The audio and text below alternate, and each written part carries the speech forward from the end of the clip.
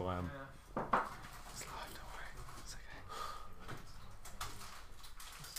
Hello and welcome to another live Q&A. I'm your host, John Porter. With me today is this guy. Hi, I'm James. And James is the UK's phones, tablets and wearables writer. A little bit of everything. Yeah, today we are talking about the state of play when it comes to smartwatches, fitness trackers and all manner of nonsensical devices that you wrap round your wrist thing. So, the reason we're going to talk about this is because we finally have the... It's the Fitbit Ionic. That's not iconic, that's Ionic. Ionic? Not bionic. Not iconic. I've had so many people message me saying, like, what about this Fitbit Iconic? And I'm like, no, Ionic. And they're like, what? I don't even understand. Like, it's just a letter that people don't even read in their heads. Kind of it's one of those words they kind of thought, oh, no, we can't go iconic. We can't use a word that everyone uses all the time. We're going to invent a new word, but it's going to be just similar enough, just to cause some confusion. Good work. So we're going to get into that in just a little bit. Today we're going to be talking about smartwatches in general and then discuss how the Fitbit Ionic kind of fits into that whole ecosystem. But just before we start, I'm going to jump into the chat super quickly just to say hello to some of you guys that are hanging out in there. Hello to Shivka Kuma. Hello to Vikash. Hello to Laser Anik, volume 18.2. What a name. I know, Love great it. name. So far, best name of the chat. And hello to Saule. I'm so sorry if I've pronounced that incorrectly, but it's really lovely to see you guys all in the chat and all saying hello. Nokia or HTC, we'll be getting into questions in just a little bit. We genuinely can talk about both of those. Fantastic. Yeah, cool. Let's start off with the question of what does a smartwatch have to do in 2017? You know, there ain't a spring chicken anymore, so to speak. We've moved on from the heady days of the Apple Watch 1. Yeah, there's so much choice out there right now. Yeah, like, there are so many options. You can pretty much get a smartwatch from every major tech brand. There's only a few of those key names that are really missing. I think what it needs to be able to do is run certain amounts of apps, which is something I have a problem with this a little bit. We'll talk about that a bit more in a moment. But notifications is usually a really big deal. Okay. Through to a wrist, and fitness features is the number 2. Really, I think that's why most people buy these devices. They want fitness, they want GPS, they want that kind of level of actual, like, being able to take this out for a run without having a phone on you, those kind of benefits. But they also just want something that beeps on their wrists and they can just read, oh, it's just my mum, don't want to talk to her at the moment, so well, you know, it's actually my mum's birthday today. You know what? I do want to talk to her today. But let's jump in with that first point you made about notifications. I don't really use smartwatches as a thing, and a reason for that is because I'm a bit of a Luddite. You wear a dumb watch. I wear a dumb watch. I like to be able to put my phone down on the table and ignore it and go, like, you know what, I'm gonna deal with you later. Yeah. But the notifications thing, you said that's tricky. What do people get wrong when it comes to notifications? Why is it tricky? I think again, it's something that the Fitbit's kind of getting wrong. It's not really offering that many notifications for every kind of app, and I want all of the messaging apps and that kind of thing. You can get Facebook Messenger, you can get WhatsApp, but there's other choices. Like, for example, some of the iMessage features don't work on this. Right. Bit of a problem for me, I think. But yeah, you need to have a wide variety of apps there, and I think you need all of the major hitters, really, which is something that's missing from some of them. So when it comes to smartwatches and notifications, they need to specifically support an app specifically coded for it. Yeah. That seems super limiting. Yeah, it is a little bit. That's really unfortunate. That's kind of a problem. Okay, we're just going to talk about the Fitbit Ionic. That's one of the problems that Fitbit's using its own OS for this. Is quite interesting when there are 3 good OSs out there. They're not going to be able to use WatchOS, but they probably could have used Android Wear, or they could have used Tizen. They could have used these, probably Ionic.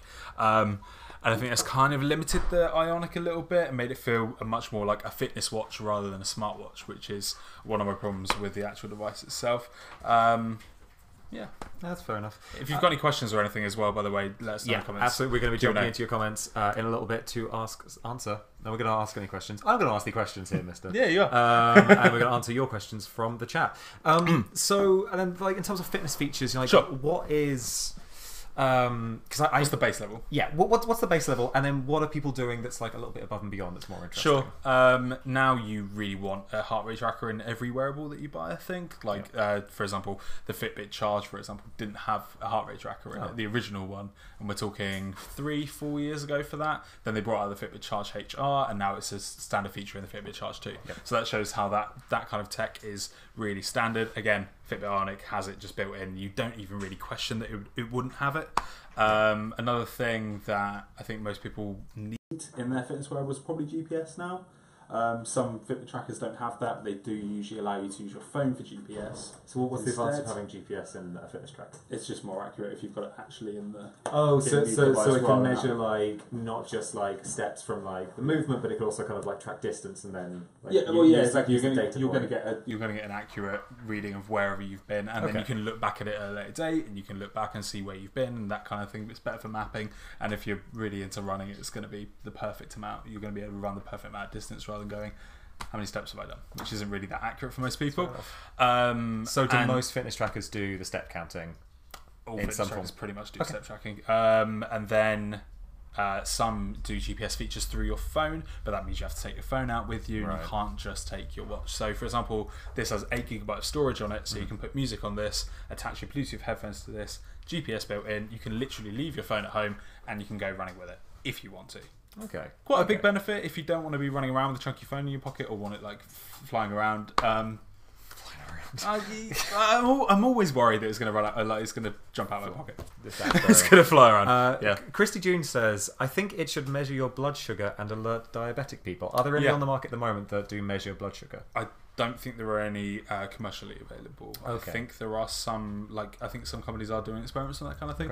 I may be wrong with that. It's not really my specialism, but I'm pretty sure there aren't any actually commercially. So it hasn't gone into the mainstream. Hasn't become a mainstream feature, but it's something that we know companies are working on. So is that something they're working on? Because at the moment, diabetic people have to like take a blood sample, right, and then it measures that. So are there ways of measuring blood glucose levels without? There are experiments with that. I'm not exactly sure what the tech is exactly, but yeah, that would be a really great benefit to anyone who's diabetic, and even just normal people. I think it would be a really good, like, cool little feature to just have built in. I'm talking about notifications. I'm just getting buzzes through to my wrist right now, and it's really irritating when I'm doing this. See. So we've kind of talked a little bit about the hardware, about notifications being an issue, about fitness tracking. You kind of mentioned that there are like a couple of different OSs out there at the moment. Can you talk through what are the major strengths and weaknesses of the major OSs, and then maybe we can then segue into the Fitbit Ionic and its own OS, how it stacks up against those ones. So let's start with... Do you want to start with Apple Watch? Yeah, so let's talk smartwatches really, because most of the fitness trackers run on their own OS, or they run like a standard kind of OS and a little bit different, like the Garmin stuff runs on Garmin's own software, because it's a little bit easier when it's a fitness tracker rather than a smartwatch, which is mostly screen based. So yeah, you've got Apple Watch, which runs on WatchOS. WatchOS 4's reasonably recent, and it's actually quite refined now compared to WatchOS when it first launched. There were a couple of little bugs and there were a couple of features that didn't really work that well. WatchOS 4 just genuinely does seem on point. Yeah, it's actually really impressive. I've been using it on the Apple Watch 2. My colleague Gareth has been using the Apple Watch 3 with WatchOS 4 built in from the off. What's app compatibility like on WatchOS 4? Good. Okay, cool. Genuinely good. Apple have kind of nailed that right now, I think. And you can use the apps directly on the watch. Does it have Spotify? Does it have Spotify? It has Spotify controls. Okay. Does it have Spotify built into the watch? It's not running on the watch itself. I don't think so. So like with all the stuff running on the watch itself, presumably capacity of the individual watches is becoming more important, right? Sure. But most of this is controls all through to your phone. Okay, so it's really just kind of acting as a Bluetooth pass-through almost. Pretty much, yeah. Okay. And then you've got Android Wear, which is on Android Wear 2.0 at the moment. That's running on pretty much everything else. Actually, well, no, there's the Samsung devices, but not those. So you've got like the LG Watch Sport and the LG Watch Style. Those are the two devices that are kind of like the headline Android Wear 2.0 devices. And then there's a load of other options out there. Some from like the fashion brands. There's like the new Michael Kors Access. There's those kind of... A lot of people are embracing Android Wear that way. Cool. Then there's Samsung with Tizen watches, which is the Gear Sports, which just launched, and then before that the Gear S3 and the Gear S2 and everything, all of the Samsung gears essentially. So which is better in terms of notification support? Notification support, it's Apple Watch probably at the moment. And in terms of app compatibility? They're kind of on a par between Android Wear and Apple Watch. Maybe a little bit swayed in Apple's favour, but you can only use it with an iPhone. So I suppose that makes sense. I mean, so it sounds like you think Android Wear and Apple Watch are more or less on a par. Is there anything that kind of cinches it between those two? put me on the spot there. You're supposed to be the wearables expert. Yeah, no, but I've never really thought about it as that kind of question. Like, we always think about iOS and Android, those kind of like fighting that kind of thing. And this is still quite so early that it's kind of... No, they're kind of on a par. They're kind of on a par. Yeah, I would say they're on a par. I think Tizen's a little bit further behind than that. That's purely down to app support, which isn't that great on Tizen. I mean, I suppose if you're building an app for Android and you want it to support a wearable device, you're probably gonna build it for Android first. I guess so. Sorry, Android Wear even. Yeah, for Android Wear, and then Apple Watch is probably going to come in next, or both of those at the same time. Tizen's usually left a little bit later, but Samsung's doing good support for the apps and everything like that. So it's not unusable. There are still good apps out there for it, but it's a bit more limited than the other two. And then, I mean, when it comes to like Android Wear, something I think I've noticed is they've got the crown control, but then also dial control as well. Depending on what watch you're using. Okay, so does it support up to 2 forms of like physical control? Yeah, pretty much. Okay, cool. That seems like an advantage over Apple Watch. Sure, yeah, but that's a hardware thing rather than that, because you need to actually have a device that uses that hardware. Yes, so. Okay. Sorry, I'm still getting loads of messages here. It's our colleague Des just sending loads of messages through to WhatsApp. That's quite irritating. Can you mute those from the watch itself? I haven't found out how yet. I'm assuming you probably can. How do I do that? So we've kind of covered, wearables in general and where they stand. At this point, if you had to buy a wearable, which one would you personally buy? Which one would I personally buy? With your own buy? money. It's between the Apple Watch 3. Okay. Because there's a lot of money though. It is the nicest thing out there, I think, at the moment, but it is a lot of money. Yep. Not as much as some of the fashion wearable brands, because you can be spending like at least £1,000 on some of those. Like the Mont Blanc one is like thousands, which is crazy because like everyone kind of justifies it as saying like you buy a high-end watch and it will be a couple of £1,000, but that's a device that you buy for 25 years. You buy it to even hand down to your children. You buy it for ages when you buy a fashion designer watch that way. Yeah. With an Android Wear watch, or even this, or something like that, if you were then to go and spend £1,000 on something like that, it's going to be so obsolete by about 5 years' time. Like, probably let alone 2 years. Yeah, 2 to 3 years' time, it's going to be obsolete. The battery's going to be a bit of a problem with it. It's just not. I personally don't think it's worth investing that amount of money into a watch like that, and I don't really think you can compare those. But people still continue to, and no matter how many times we review those devices, they always turn around and go, "But it's something that you would spend that amount of money on." But yeah, that's my feeling on it anyway. If you disagree, let us know in the comments. So you said you seem to be leaning towards the Apple Watch. Yeah. If I was to buy one right now, it probably would be Apple Watch. But I think the LG watches, and there's quite a good few Android Wear options. Like still, even the Moto 360 has been updated to Android Wear 2.0. Moto 360 is back from 2015, I think that launched. Okay. And that's running Android Wear 2.0 and still feels really great and still offers some really good features. So it kind of sounds like your choice comes down to what brand of phone you own. Yeah, exactly. If you have an Apple, obviously you go. But Android Wear does work with Apple. If you use Android, so anything running Android Wear 2.0, I think pretty much all of them will work with your iPhone. Yep. Which is really useful. It doesn't work the other way around though. If you have an Android, you won't be able to use your Apple Watch with it. So shucks. So let's talk about the Fitbit Ionic. Yeah, we've kind of. So that is the benefit. This will work with Android and it will work with iOS. But I think it will be bad either way. I think it works with Windows Phone devices as well. Really? No, I don't think it's not a bad product. I do think it's expensive for what it offers. The OS on it is a little bit limited at the moment, so they do have an app store on the Fitbit Ionic, but at the moment all you can really download is Fitbit apps. That's a bit of a problem. Right. There are some options like AccuWeather, so the weather service. So you go like, is it raining? Yeah. Yes. Yeah, pretty much that. He's nailed it. We could just ring you up and you'd know. And then there's also Strava connectivity in this as well. This is much more of a fitness-based device than the other products we've been talking about right now. It is a fitness watch again. They are calling it a smartwatch, but I do feel it is a fitness watch, with the exercise features coming first and foremost on there. Does it have GPS? It does have. Okay, cool. So it kind of covers off those like basic exercise features. Yeah. So if you were to buy this for its exercise functionality, do you think it would be a good buy? Or do you think it's stuff from like Strava or Garmin kind of... Sure, Strava don't really make Watches to others just an app.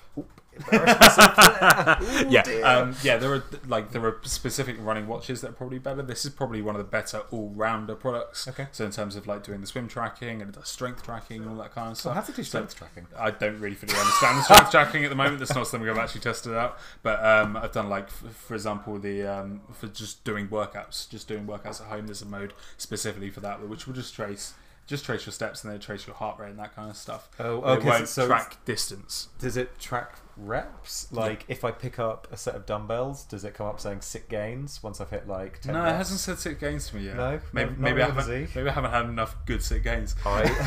But this is probably one of the better all-rounder kind of products. But yeah, if you've got a more of a specialism, so if you're into cycling or if you're into running, there are probably better options out there for that as well. I haven't fully tested this yet. Like, I've only had it on for a few days, and hopefully my review should be up around the end of the week when I've had a bit more time with it. But yeah, so far the fitness features are really good. I do think it's quite expensive for what it is though, because you're talking £300 and I think around $300 as well in the US. Whereas the Apple Watch 3 costs... Yeah, $350. So, oh wow! So like for that, you might as well, and then you get a general purpose device that's also waterproof, that also you can use that a phone that also does a lot of the stuff that this does as well. You could get an Apple Watch Series 1, so the original Apple Watch, but we'll be running WatchOS 4 for the same kind of price as this, or even a little bit less, I think. Some of the retailers are selling this a little bit lower than the retail price, but yeah, we're talking around £300 at the moment because it only came out a week ago. Feels pricey for a device that doesn't have a Tinder app. It does feel pricey. It doesn't have a Tinder app, but it does have options such as Fitbit Pay, which is Fitbit's own service for payments, which is a useful thing. Okay. But again, you need to work out if your bank is supported by it. That's a bit of a problem. It's the same problem as we have with Android Pay and with Apple Pay and all of those options. Samsung Pay even. You need to get bank support in this kind of thing, and I don't think Fitbit are doing that well with that at the moment. So you probably, if you do want it for a payment device, you probably want to go for either Android Pay or Apple Pay at the moment. So Jacques Punt asks, I know it isn't out yet, but what are your thoughts on the Samsung Gear Sport?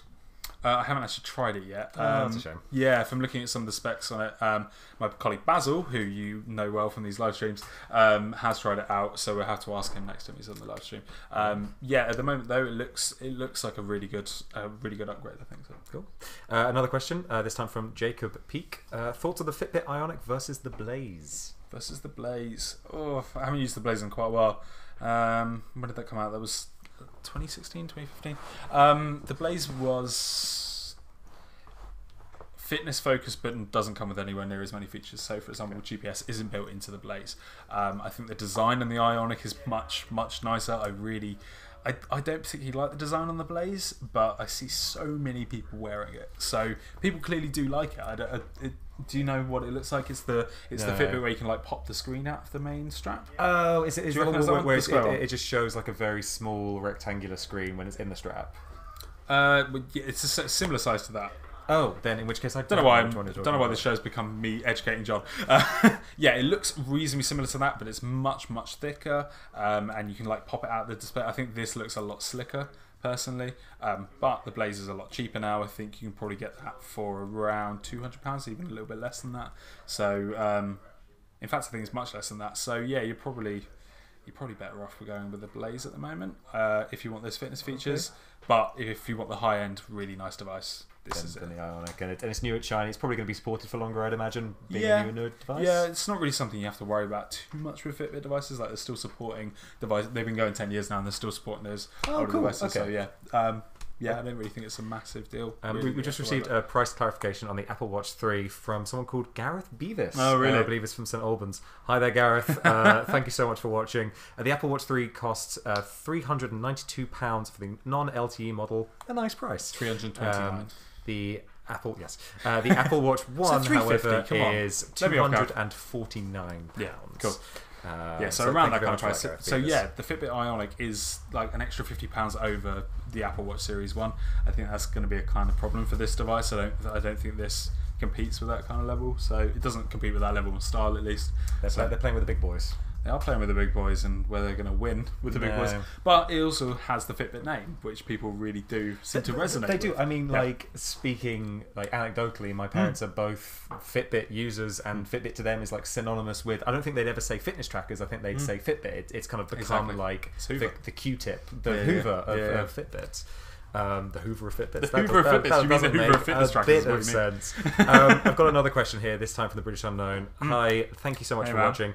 What are your opinions on the Fossil branded smartwatches? Which one is the one I've used? There are so many Fossil branded watches at the moment.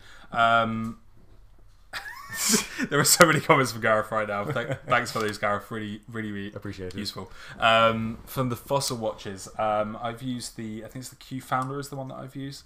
Again, or it might be the Q Marshall. There are so many different options right now. They do feel really nice. They feel really premium. The ones I have used, but again, you're talking like £350 for quite a few of those models. And they're running. How much do they cost? Running Android Wear 2.0. Oh. Sorry, I mean, £350. Yeah. You answered the question that I was going to ask, and then, I did not reorient myself. I like those devices, basically, is what I'm saying about the Fossil things. But yeah, they're on the more expensive end, I think. Cool. And then in terms of Garmin devices, how do you reckon this compares to those ones? Did they say any specific Garmin devices? Or was this your own comment? No, Gareth Beavis did not specify which Garmin device he would like the Fitbit Ionic compared to. I don't really know which one it compares to. I'm not that au fait with most of the Garmin stuff. Okay. Most of them are running watches. So there are 3 new Garmins that we haven't properly tested yet. We've only had a little play around with them at IFA, and I can't remember the name of those devices right now, which is really embarrassing. Classic Pepsi. And then I've heard a little bit said about like hybrid smartwatches. Sure. So I think can you just explain what those are, because Okay. I'm in the dark. So a hybrid watch will essentially look like what you're wearing right now. It will look like an actual watch, and then it have fitness features baked into it. So when I say fitness features, usually it means maybe even a heart rate monitor, but usually just step tracking. Okay. And it looks like a normal watch. So it's the kind of thing that you'll be wearing at the pub and people won't even realise you're wearing a fitness tracker. That's kind of useful if you don't want to be wearing a Fitbit, because not all of them are that sexy, are they? Really, they're not always like. No. You don't always want to be wearing a Garmin watch. Basically, is the thinking there. So yeah, hybrid watch allows you to have just a normal watch face. So for example, one of the ones I've used a lot is the Withings Steel HR, which is now been renamed the Nokia Steel HR. That's the new brand of Nokia devices, which just looks like a normal watch, and then in the bottom of the face there'll be like a little dial that goes around for the amount of steps that you've done that day. Also has a heart rate tracker in it, and you're talking about £100 for those kind of things, and they look really nice. Well, so it's less good on the notification stuff because obviously it doesn't have a screen, but it's just it's kind of a data collecting. Yeah, device. and some of them still will like start vibrating if your phone's ringing, and then it'll come up with a name if whoever's ringing your phone. But yeah, those kind of notifications are really limited, especially on the devices I've used, like the Withings. But yeah, it'd just be like 1 vibrate for a text or 2 vibrates to give me a phone call. Okay, so it does have that notification stuff. It's just not via a screen. Yeah, I don't really find it that useful for notification stuff, because it is pretty much, my phone is probably vibrating in my pocket already. Yeah. If it's already vibrating on my wrist, but yeah. The notifications thing is quite interesting. I've kind of spoken to a couple of women who That's not like you, John. I know. It's just I don't really know how to respond to that. Who basically said that, like, obviously men, pockets, like phone basically always in contact with our body. Women, however, much more common to like leave a phone in a bag or something, and so much more likely to not be able to like hear a vibration. And so in that instance, like a wearable is like a lot more helpful because you don't have that like. I've never really even thought about it that way, but yeah, that is really useful. And if you keep your phone in your bag or anything like that, that's quite a useful addition. Yeah, to it, there were a pair of headphones I was trying out that had a feature where they would vibrate when you received a text or whatever, and the people that were demoing them to me said like it's really helpful because like they don't turn off their headphones, they just leave it around their neck, leave their phone on their desk, whatever, in a handbag, and then the headphones vibrate and it lets them know they've got a text, which potentially really is more useful if you're of a gender which society thinks you just don't need pockets. is bemusing. Don't make this live stream political now, John. I do nothing of the sort. Anyway, unless there are any more questions, I think that is us for today's show. I really hope you've enjoyed this somewhat scatterdash look at the world of smartwatches. I hope you've learned a couple of things about the Fitbit Ionic. I have. Yeah, thank you. I now know what hybrid smartwatches are. Yeah. I also know not to say the word women on a live stream unless everything's going to go south super quickly. So thank you so much for joining us, guys. Thank you to everyone in the chat. Thank you so much for your questions. I've been John Porter. He's been James Peckham. I'll see you next time. See you later.